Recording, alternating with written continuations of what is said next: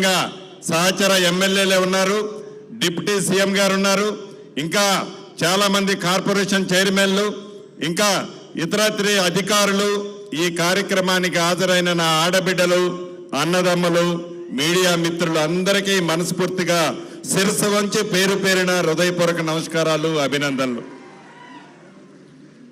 సాధించుకున్న తెలంగాణ 10 సంవత్సరాలు ఆనాటి ముఖ్యమంత్రి కానీ ఆనాడు కేబినెట్లో ఉన్న మంత్రులు కానీ వాగ్దానాలు చేయటమే తప్ప ఆచరణలో పెట్టింది ఎంత అనేది ఒక్కసారి మీకు ఇల్లు ఇస్తానని చెప్పిన ఇళ్లలో ప్రతి నియోజకవర్గంలో ఎన్ని ఇళ్లు ఇచ్చారో ఒక్కసారి మీరే ఆత్మ పరిశీలన చేసుకోవాలి.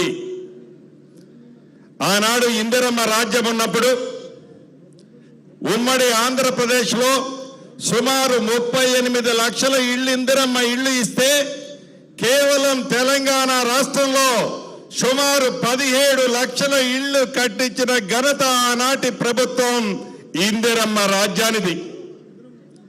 తెలంగాణ కావాలని పోరాటం చేసిన ఫలితంగా శ్రీమతి సోనియా గాంధీ గారు కాంగ్రెస్ పార్టీ తెలంగాణ రాష్ట్రాన్ని ఇచ్చిన తర్వాత వచ్చిన తెలంగాణ రాష్ట్రంలో 10 సంవత్సరాలు కాలయాపన చేసి డబుల్ బెడ్రూమ్ అనే ఒక బొమ్మను చూపించి కేవలం బొమ్మ వరకే పరిమితం చేసిన ఆనాటి ముఖ్యమంత్రి గారు ధనిక తెలంగాణ రాష్ట్రాన్ని 7 లక్షల కోట్లు అప్పులు చేసి ఆ అప్పుల భారాన్ని మనమెత్తిన ఈనాడు పెట్టిన ఆ ప్రబుద్ధుడు చిట్ట చివరికి ఆ రాముల వారికి ఇస్తున్న 100 కోట్లు కూడా ఇవ్వలేని గొప్ప చరిత్రున్న మాజీ ముఖ్యమంత్రి కల్వకుంట్ల చంద్రశేఖరరావు గారని మీకు చెప్పక తప్పదు.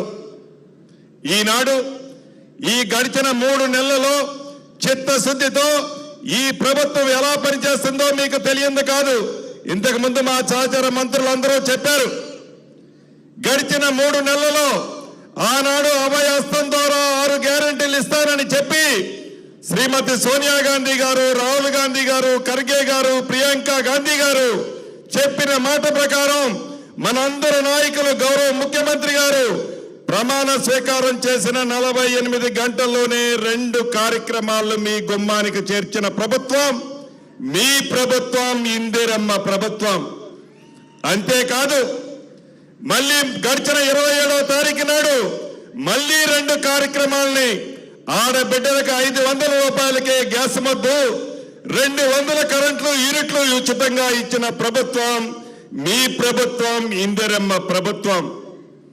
గడిచి 3 నెలలు కూడా పూర్తి కాలే మళ్ళీ ఈ రోజు 5వ అంశం, 5వ గ్యారంటీని మీకు మాటలతో కాకుండా చేతలతో ఇస్తున్న ప్రభుత్వం మీరు మనస్ఫూర్తిగా దీవించిన మీ ఇందిరమ్మ ప్రభుత్వం అని మనస్ఫూర్తిగా ఈ వేదిక ద్వారా చెప్తున్నాను.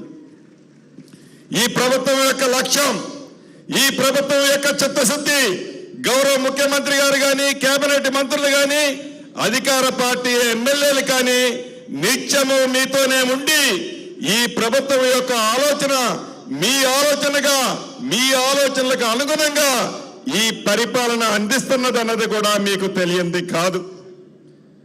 గత ప్రభుత్వంలో డబుల్ బెడ్రూమ్లు ఇస్తామని చెప్పి కేవలం 2,90,000 టెండర్లు పిలిచి, ఇళ్ళు టెండర్లు పిలిచి కేవలం ఆనాడు నిర్మించింది 1,49,000.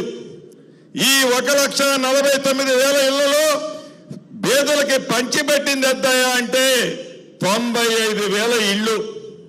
మిగతా ఇళ్ళు అసంపూర్తిగా ఉన్నాయి, మిగతా ఈ వివిధ దశలో ఉన్నాయి. వాటన్నిటినీ ముఖ్యమంత్రి గారు ఒకటే ఆదేశం ఇచ్చారు. ప్రభుత్వం ఏదైనా ప్రజల ప్రభుత్వం, మన ప్రభుత్వం.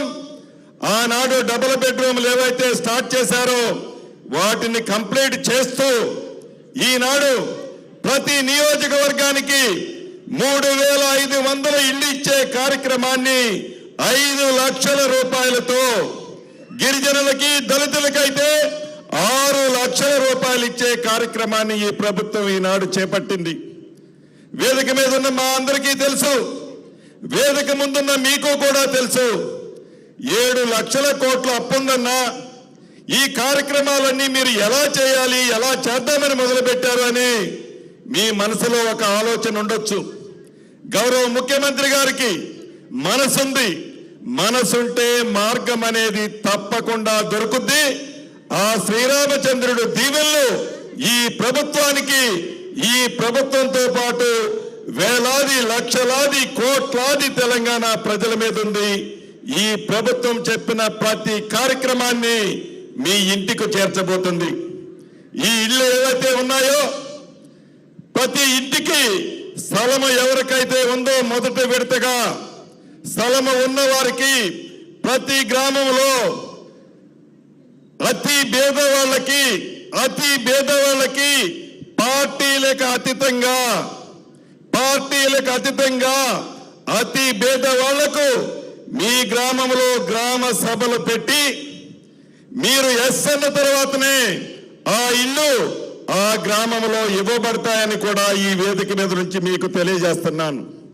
గత ప్రభుత్వం లాగా వాళ్ళ పింక్ షర్ట్ తొడుక్కున్న వాళ్ళకు, వాళ్ళ తొత్తులకు, వాళ్ళకి నాలంటే నడిచే వాళ్ళకే కాదు, పేదవాళ్లలో అతి పేదవాళ్ళకి ఇందిరమ్మ రాజ్యంలో న్యాయం చేయాలన్నదే ఆలోచన.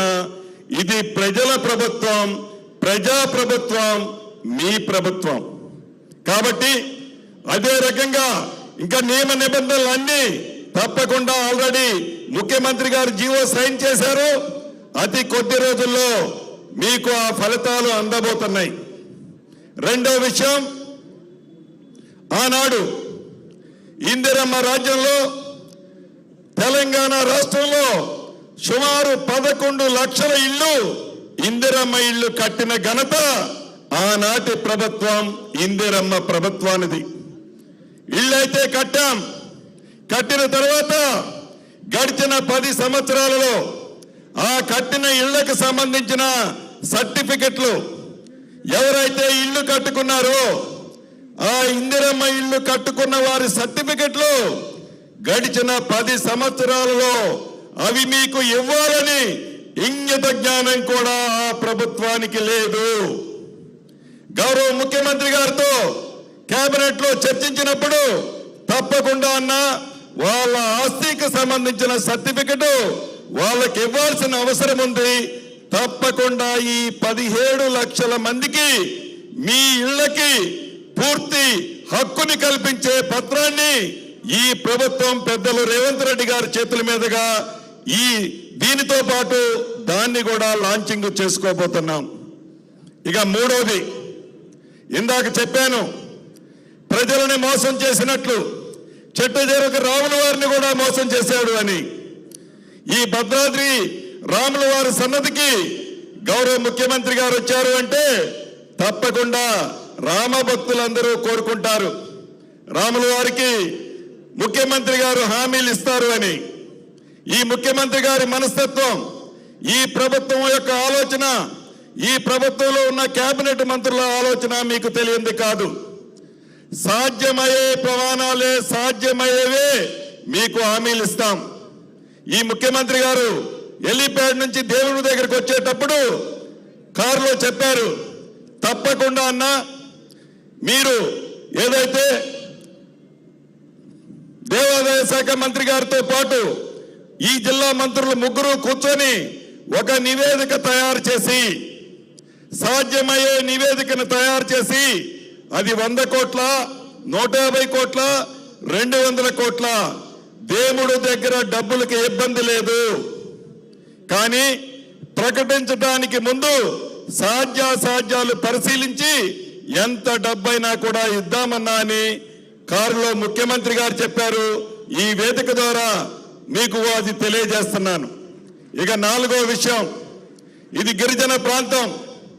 ఈ గిరిజన ప్రాంతంలో పోడు భూములకి ఆనాడు ఇందిరమ్మ రాజ్యంలో చాలా మందికి పోడు భూములు ఇచ్చాం.